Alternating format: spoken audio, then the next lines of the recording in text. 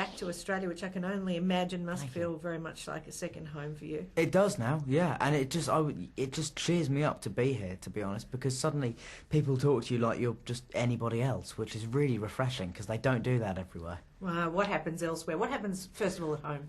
At home, that it's mainly like this. It's good, but anywhere else in the world, like, I mean, particularly America, fake is a word that's thrown around and it doesn't actually apply. But it's that some people limit themselves as to what they can say to you. It seems when they first meet you, unless you get to know them, and But at first meetings, like if you meet someone here, you can just chat to them, and no one really cares. It's just great. I thought I saw you on Jay Leno the other night. It was only a couple of days ago. What sort of world tour are you on for the December Boys here? Okay, so I'm actually probably doing as much, if not more, press for this little independent movie than I've done for Harry Potter 5 this year. We started off with 2 days press in London, and then we flew to New York, and we did 3 days there, including 1 day of press, which was like 16 hours or something of press. And then we went to LA for 3 days, did another of those kind of days. Then we flew to Melbourne, and I had 2 days there, and I got into Sydney last night at about 9, and it was 9 o'clock, but it felt like 4 a.m, and I was just like, I was knocked unconscious by it. And it's not over, is it? It's very nearly over. This is my last big day of press on this movie. I mean, there's a little bit more tomorrow, but 2020 World Cup starts, so I'll have that to distract me. Fantastic if you can stay awake. Yeah. Harry Potter probably doesn't need all that publicity in that people I know what you mean. will go to see it. This film does, and exactly. you've offered yourself up for it. Well, you must that's the really thing. There's George Clooney, when he was doing Good Night and Good Luck, he toured the world. Yeah. He did much more than I'm doing for this, and he got that film out there. And that's the thing, when it's an independent movie, when it's a movie that's not, in my case, Harry Potter, or in his, Ocean's 13 or something that you need to put the word out about it. And that's, if you, when you make a commitment to the film, you don't just make a commitment to the, production time, you make a commitment to however much you have to do to get people to see it. I suppose the other question which people are asking, probably the first person to ask was your agent, was with the scripts that must come to you and the choices that you have to do things other than Harry Potter, what made you choose a little Australian film like this? Quite simply, it was the best script. It was when we had some other really good scripts come in, but they weren't challenging or different enough. This was a film that was really, it was a different tone of film as a whole, but it was also, the character of Maps was really different from Harry, and I wanted to get out there and show that I could do something else. The only similarity being, I guess, that you're both orphans. We're both orphans, yeah, but that really is where the similarities sort of start and end. First of all, were you concerned that you were going to be able to nail an Australian accent? We're pretty picky about that here. I know. I was very, very concerned about that. But, the thing I started to say was that, generally the reaction to the accent's been pretty good. It's been all right. But it's, if I ever say to anybody, so what do you think of the accent? And they say, oh, well, it was good, but there's a couple of vowel sounds that sometimes don't. And I was to say I was doing an Adelaide accent. Of course, because they say dance and chance. Yeah, exactly. You know why that is? Because they were settled by free settlers, not by convicts. Okay, cool, right.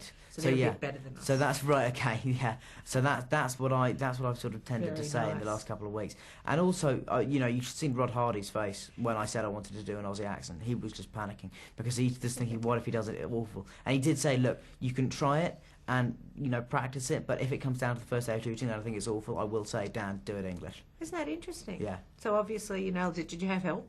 I trained for like 6 months to be able to do it. Gosh. Just because I really, I wanted to do an accent that wasn't like a caricature of an accent, and that was an accent that Australians would actually say, yeah, that's actually all right, rather than, oh God, everyone else is gonna, rather than an accent that, weirdly enough, in America, no one asked about the accent. No. Because they didn't notice the difference.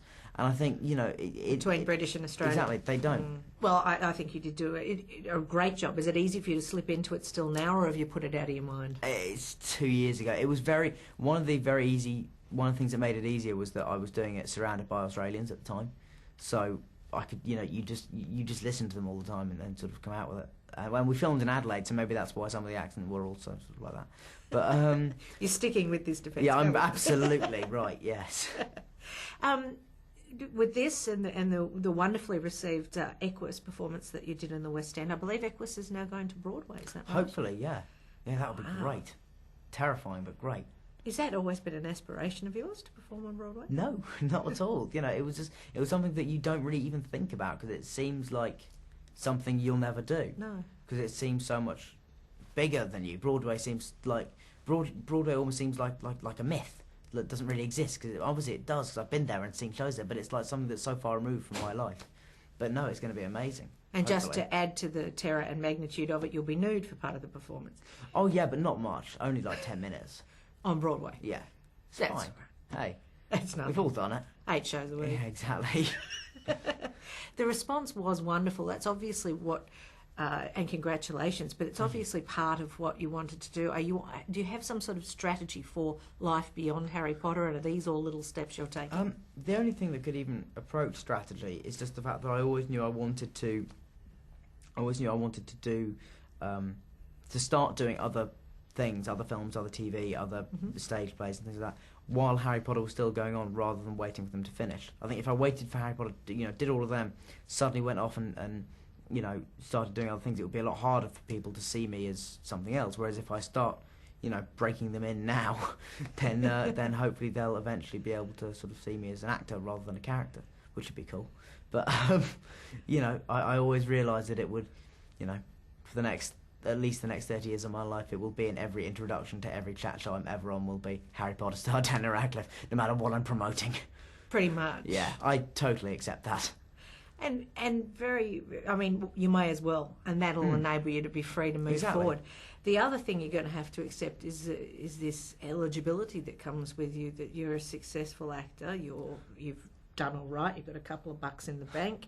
How are you going to handle that now that you're 18, women fainting and this sort of thing? I'll just marry the first person that asks me. Oh. No, really bad way of coping. No, I don't know, to be honest. I'm not really going to think about it. I'm just going to, I suppose just enjoy myself. Have you got some pals that sort of just keep you grounded? Oh yeah, exactly. That's the important thing. If you've got good parents and good friends who are always just going to slap you down if you get too big for your boots, then you're going to be all right. It just comes down to that and who you hang around with. And if you hang around with people that are just going to flatter you all the time, then of course you're going to become arrogant. And that was my mistake. No, so hopefully I'll just keep having those guys around me. I mean, my 2 best friends, one's 41 with 2 kids, the most cynical man in the world, who's worked in all 7 Harry Potter films, 7 years, and the other one's my best friend since I was 5 years old. So there's a good mix in there. Yeah, absolutely.